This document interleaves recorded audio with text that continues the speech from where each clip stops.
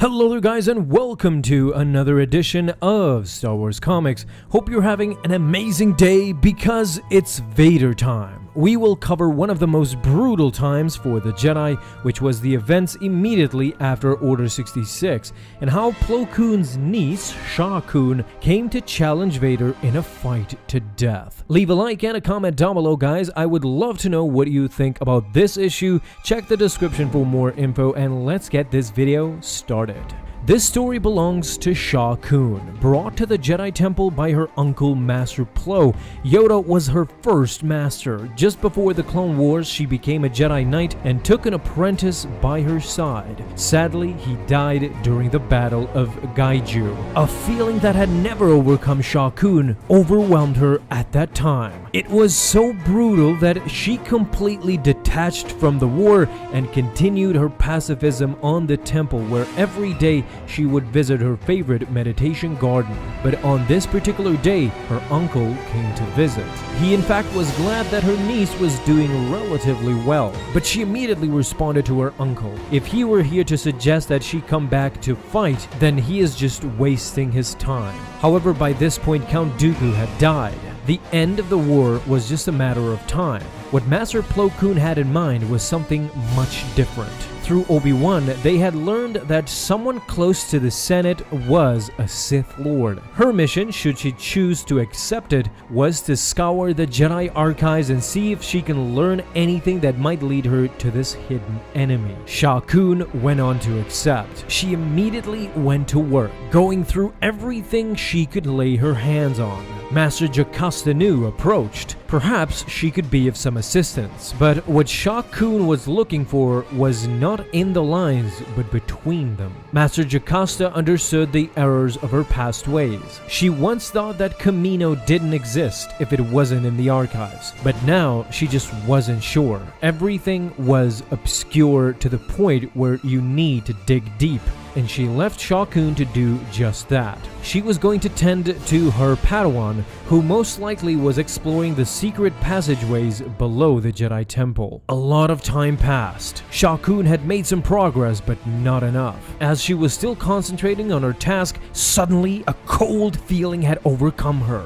The death of her uncle. Order 66 had been issued. Through her overwhelming feeling of pain, she went on to pass out right there. After some time, she woke up. All she could hear was screaming as smoke came through the temple. She didn't understand what was happening. Stumbling, she came out of the corridor and saw clone troopers this deep inside the Jedi Temple. That was not permitted. She didn't know what was actually happening at this time. The clones pointed their blasters at her. She felt their evil intent in the Force. She ignited her green lightsaber and deflected their blaster bolts. It was time to run. She knew that this enemy was just too overwhelming. As she was trying to escape, what she saw was heartbreaking. It was Anakin Skywalker. In the Force, in his mind, she felt it. Thoughts like ice, emotions burning like a pit of fire.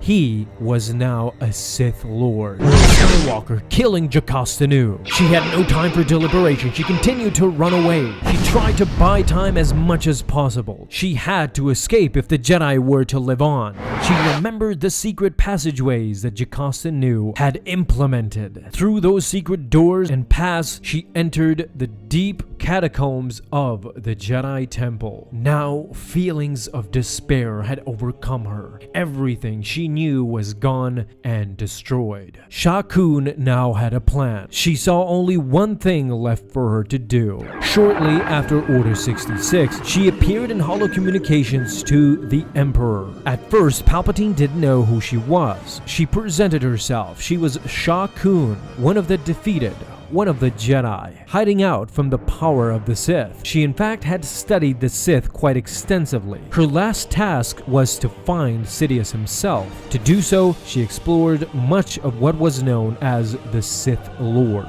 Palpatine was inquisitive, and what does she actually know of the Sith? She knows that the dark side is quite stronger than the light. With the destruction of the Jedi, the Sith will now rule the galaxy. Palpatine asks her what does she actually want. She wants to serve. She wants to become Palpatine's apprentice. Laughingly, Palpatine told her that if she had studied Sith lore, then she knows all too well that there are only two, a master and an apprentice, and he already has an apprentice. What if she killed his apprentice? Well, in Palpatine's eyes, then she had proven herself worthy and superior to his current apprentice, Darth Vader. Palpatine assured her that he will send his apprentice immediately. Shaq Kun told of her location. She was now waiting for Darth Vader to come.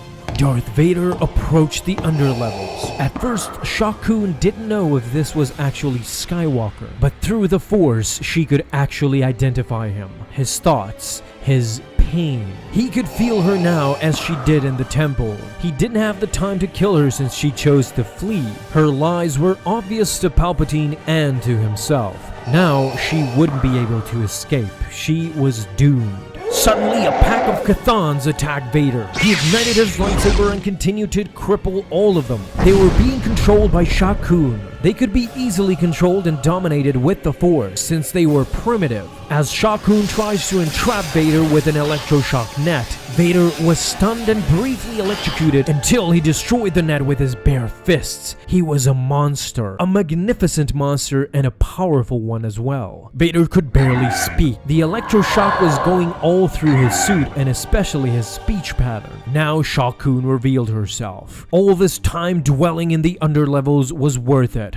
She had longed for this day to kill Vader. She ignited her green lightsaber and Vader was ready as well. She immediately struck at Vader. In a sudden maneuver, she went on to hit Vader in the back, but the Sith was all too powerful. He pushed her through the Force, lunged at her, trying to get her as quickly as possible. Shaq Kun's skills were still intact. She evaded Vader as much as she could, trying to defend herself with her lightsaber, but Vader's Force powers were too strong to control. He went on to choke Shaq Kun through the Force and impaled his lightsaber through the Jedi Knight. She had failed.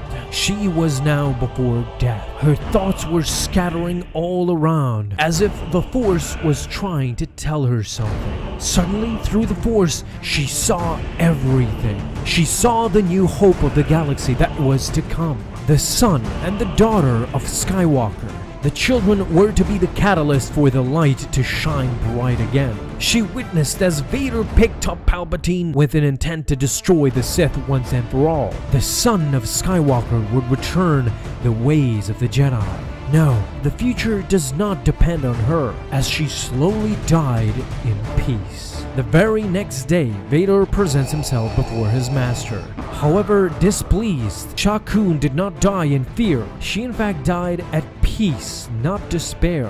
Palpatine wondered what she saw before death, what made her feel at peace, but Vader was unsure as well.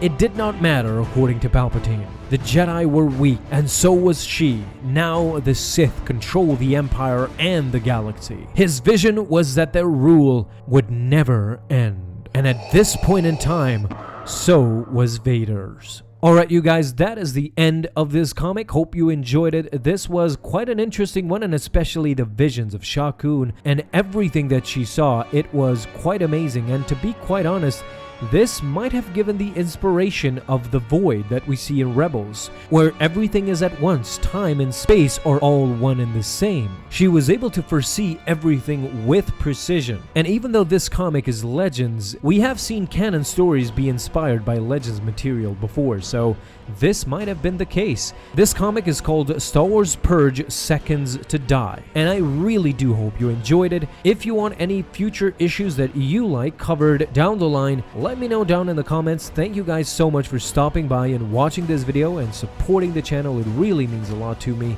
And before you go, may the Force be with you always.